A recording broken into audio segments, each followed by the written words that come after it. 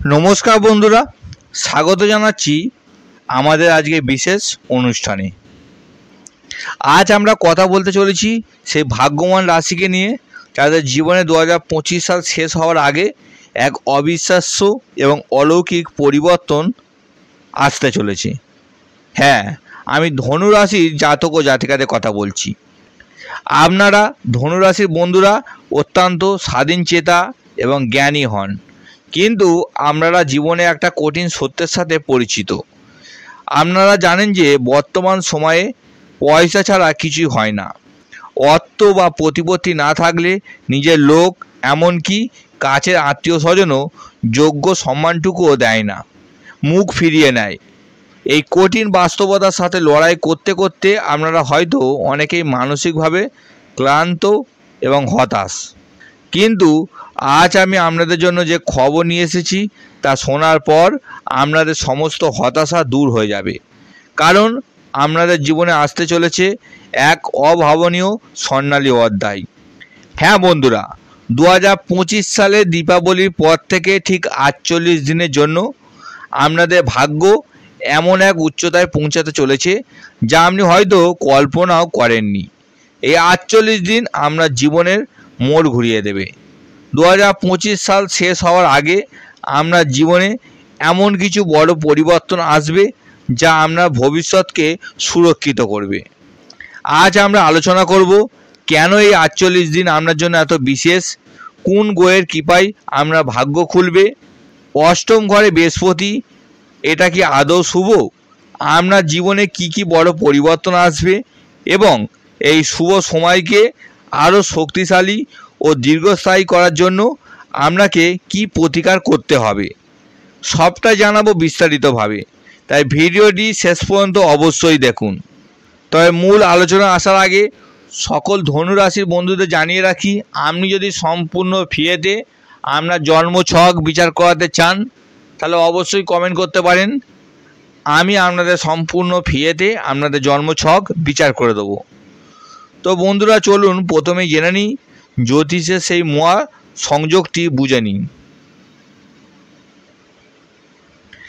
18 October 2025 দেবগুরু বৃহস্পতি রাশি পরিবর্তন করে প্রবেশ করছে কর্কট রাশিতে এবং তিনি এই রাশিতে 4 ডিসেম্বর পর্যন্ত অবস্থান করবে। জ্যোতিষশাস্ত্র অনুসারে আপনার রাশি অর্থাৎ ধনু রাশি থেকে ঠিক অষ্টম ঘরে অবস্থান করছে কর্কট রাশি। এখন আপনাদের মনে প্রথম যে প্রশ্নটি আসবে তা হলো, অষ্টম ঘর তো ভালো নয়, এটি তো মৃত্যু, কষ্ট, বাধা বিপত্তির ঘর, তাহলে এটা গোল্ডেন টাইম কিভাবে হলো? আপনাদের প্রশ্ন একদম ঠিক, কিন্তু এখানেই জ্যোতিষের আসল রহস্য লুকিয়ে আছে। প্রথমত, ধনুরাশি অধিপতিকে স্বয়ং দেবগুরু বৃহস্পতি, অর্থাৎ বৃহস্পতি আমরা নিজের রাশির অধিপতি। দ্বিতীয়ত, বৃহস্পতি কর্কট রাশিতে উচ্চস্থ হন, অর্থাৎ এই রাশিতে তিনি তার সবচেয়ে শক্তিশালী এবং শ্রেষ্ঠ ফল প্রদান করেন। তৃতীয়ত, জ্যোতিষের এক মহান সূত্র অনুযায়ী যখন কোনো দুঃখ স্থানে, যেমন অষ্টম ঘরে অধিপতি দুঃখ স্থানে যায় বা কোনো শুভ গ্রহ দুঃখ স্থানে উচ্চস্থ হয়, তখন তা এক শক্তিশালী বিপরীত রাজযোগ নির্মাণ করে। এক্ষেত্রে এটি হংসযোগ নামক এক বিশেষ রাজযোগ তৈরি করছে। এর অর্থ হলো আমরা জীবনে সমস্ত বাধা, কষ্ট, রোগ এবং শত্রুতা এবার বিনাশ হতে চলেছে এবং আপনি অপ্রত্যাশিত উৎস থেকে বিশাল লাভ করতে চলেছেন। চলুন এবার বিস্তারিতভাবে জেনে নেওয়া যাক দেবগুরু বৃহস্পতি আপনার অষ্টম ঘরে উচ্চস্থ হয়ে ধনুরাশির জীবনে কোন কোন ক্ষেত্রে শুভ প্রভাব ফেলবেন। জ্যোতিষশাস্ত্রে প্রতিটি গ্রহের দৃষ্টি অত্যন্ত গুরুত্বপূর্ণ। বৃহস্পতি যেখানে বসেন সেখান থেকে 3টি ঘরের উপর নিজের পূর্ণ অমৃতময় দৃষ্টি দেন, পঞ্চম, সপ্তম এবং নবম দৃষ্টি। আপনার অষ্টম ঘরে বসে বৃহস্পতি তার পঞ্চম দৃষ্টি দেবেন আপনার দ্বাদশ ঘরের উপর, সপ্তম দৃষ্টি দেবে আপনার দ্বিতীয় ঘরের উপর এবং নবম দৃষ্টি দেবে আপনার চতুর্থ ঘরের উপর। এর ফলে আপনার জীবনে একযোগে 4টি প্রধান ক্ষেত্রে অবিশ্বাস্য উন্নতি হতে চলেছে। 1 নম্বর, সবার আগে কথা বলা যাক অষ্টম ঘর নিয়ে, যেখানে বৃহস্পতি স্বয়ং এই বিপরীত রাজযোগ তৈরি করে বিরাজমান। অপ্রত্যাশিত অর্থ লাভ। যে পয়সার জন্য আপনারা চিন্তিত ছিলেন তা এবার অপ্রত্যাশিতভাবে আপনার কাছে আসবে। এটা হতে পারে পৈতৃক সম্পত্তি থেকে লাভ, ইন্স্যুরেন্স বা পিএফের টাকা আটকে থাকা টাকা পাওয়ার যোগ, এমনকি লটারি বা শেয়ার বাজার থেকেও হঠাৎ বড় লাভ। শ্বশুর বাড়ি থেকে লাভ। আপনার জীবনসঙ্গীর পরিবারের সাথে সম্পর্ক মধুর হবে এবং তাদের মাধ্যমে আপনার লাভ হওয়ার সম্ভাবনা প্রবল।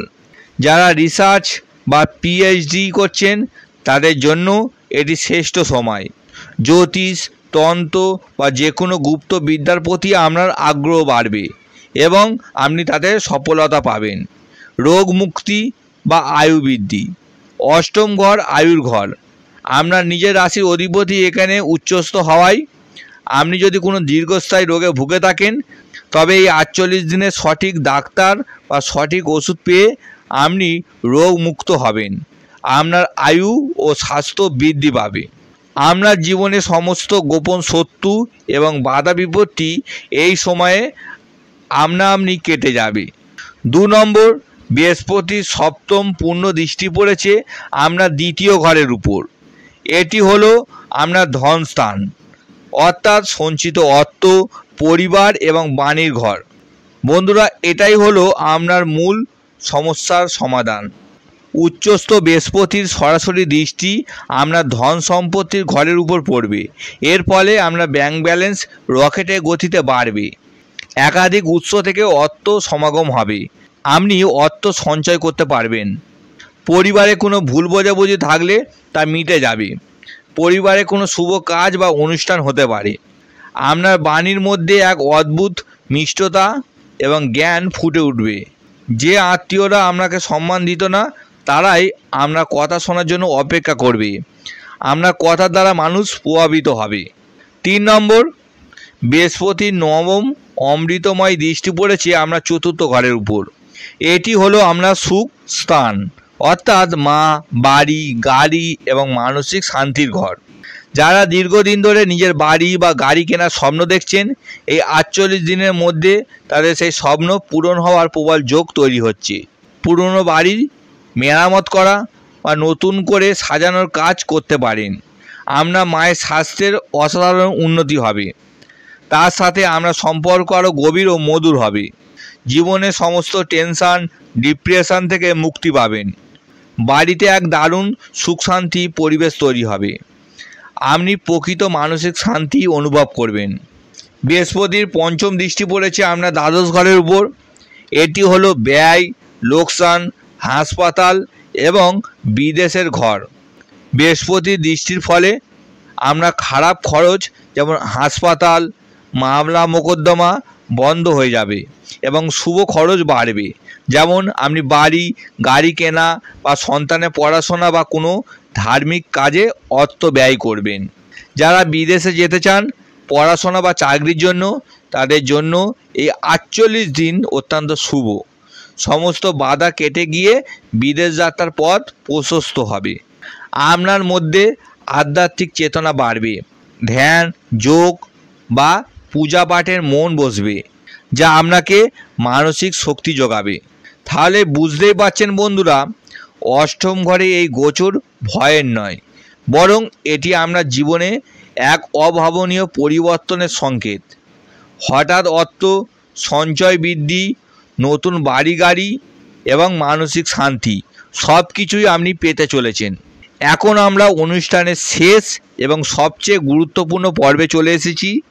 এই গোল্ডেন পিরিয়ডের শুভ প্রভাবকে কীভাবে আরও শক্তিশালী, প্রভাবশালী এবং দীর্ঘস্থায়ী করা যায়। এই বিপরীত রাজযোগের সম্পূর্ণ ফল কিভাবে পাবেন, এর জন্য আমি আপনাকে কয়েকটি সহজ কিন্তু অত্যন্ত শক্তিশালী প্রতিকার বলছি। এই 48 দিন নিয়ম করে পালন করার চেষ্টা করুন।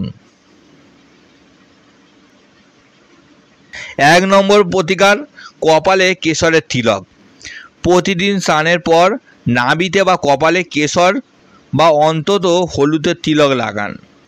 অষ্টম ঘরের সাথে নাভির বিশেষ সম্পর্ক আছে, তাই নাভিতে তিলক লাগালে দ্রুত ফল পাবেন।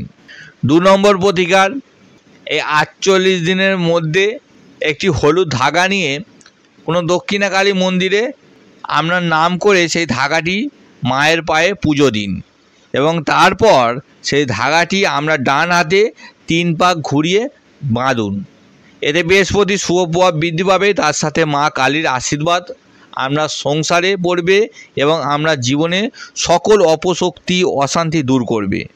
এছাড়াও আপনার বাড়ি থেকে বেরোনোর সময় ডান দিকে অর্থাৎ আমরা প্রধান সদর দরজার ডান দিকে একটি হলুদ গাছ লাগান এবং প্রত্যেক বৃহস্পতিবার সেই গাছের গোড়ায় একটি প্রদীপ জ্বালান। এতে দেখবেন আমরা সংসারে মা লক্ষ্মী স্বয়ং বিরাজ করবেন। এই ছোট ছোট নিয়মগুলি যদি শ্রদ্ধা ও বিশ্বাসের সাথে পালন করতে পারেন তবে নিশ্চিতভাবে এই 48 দিনের স্বর্ণালী সময়ের সম্পূর্ণ সুফল আপনি ভোগ করতে পারবেন। ধনুরাশির বন্ধুরা, আপনারা হলেন জ্ঞানের পূজারী। অর্থের অভাবে যে সম্মানহানি আমরা সহ্য করছেন তার জবাব দেওয়ার সময় এসেছে। দেবগুরু বৃহস্পতি স্বয়ং বিপরীত রাজযোগ নিয়ে আমরা জীবনে এসেছে সমস্ত বাধা দূর করে আপনাকে ধন ও সম্মান দিতে। এই 48 দিনকে নিজের জীবনের সেরা সময় পরিণত করার দায়িত্ব এবার আপনার। সৎ পথে থাকুন, নিজের জ্ঞানের উপর বিশ্বাস রাখুন এবং বৃহস্পতির এই আশীর্বাদকে গ্রহণ করুন। দেখবেন 2025 সাল শেষ হওয়ার আগে আপনার জীবনে আপনার সম্মান এবং আপনার আর্থিক স্থিতি এমন এক উচ্চতায় পৌঁছাবে যা দেখে সবাই অবাক হতে বাধ্য। আজকের মতন এই পর্যন্ত। ভিডিওটি যদি আপনার ভালো লেগে থাকে এবং এই তথ্যগুলো কাজের মনে হয় তাহলে অবশ্যই একটি লাইক করুন। আপনার কোনো প্রশ্ন থাকলে নিচে কমেন্ট বক্সে জানান। আর আগামী দিনেও এই ধরনের গুরুত্বপূর্ণ তথ্য পেতে আমাদের চ্যানেলটি সাবস্ক্রাইব করে বেল আইকনটি প্রেস করতে ভুলবেন না। সবাই খুব ভালো থাকবেন, সুস্থ থাকবেন। ঈশ্বর আপনাদের মঙ্গল করুক। নমস্কার।